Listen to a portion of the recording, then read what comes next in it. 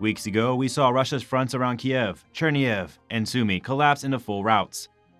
And Ukrainian forces have been successfully counter-attacking outside of Kharkiv, preventing any major Russian advances towards Mykolaiv, and should be able to move to retake nearby Kherson in the not-too-distant future. And oh yeah, Ukraine destroyed Russia's most prized and powerful warship, the Slava-class cruiser Moskva.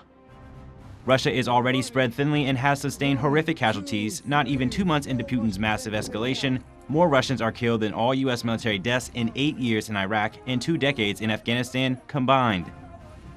The US Department of Defense estimates that as of April 20, Russia has lost 1/4 of its combat power.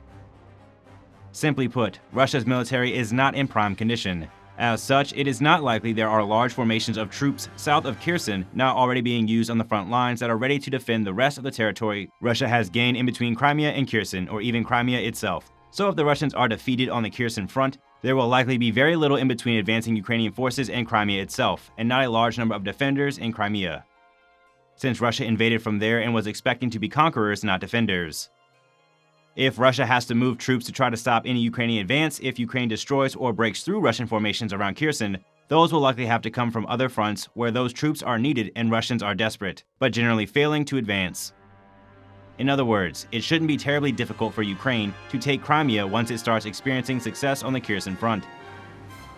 Ukraine announced that it destroyed the Russian command post for the Kherson region with some 50 military officers inside at the time, claiming to have killed 2 generals and badly wounded another. If true, this would be a devastating blow to the command and control dimension of Russian operations in the region, and we may be witnessing a momentum shift on this front.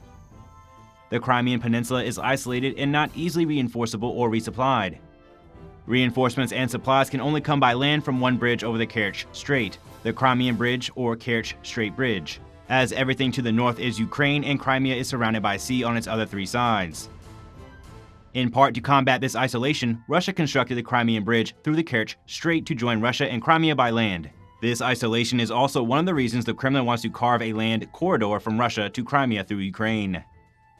Destroying the Crimean Bridge, then in multiple locations across its span so that it would take a long time to become serviceable again, should be a primary and immediate goal of Ukraine, one that should not be too difficult to accomplish, be it with missiles, maybe low-flying drones coming in over the waters to the south of the bridge, or perhaps even a special operations team.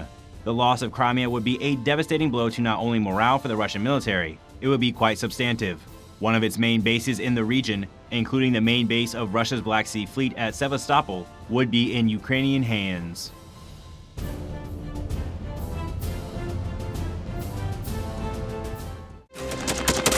Thanks for watching, and don't forget to subscribe. Also, if you want to support Warthog Defense, please become our member and get early access to new videos, exclusive members-only videos, and become administrator in comment section. The membership link is in the description. Rescues every day. We had a guy last week, it's 6 rescues in 6 days. You know, he's doing the job every day.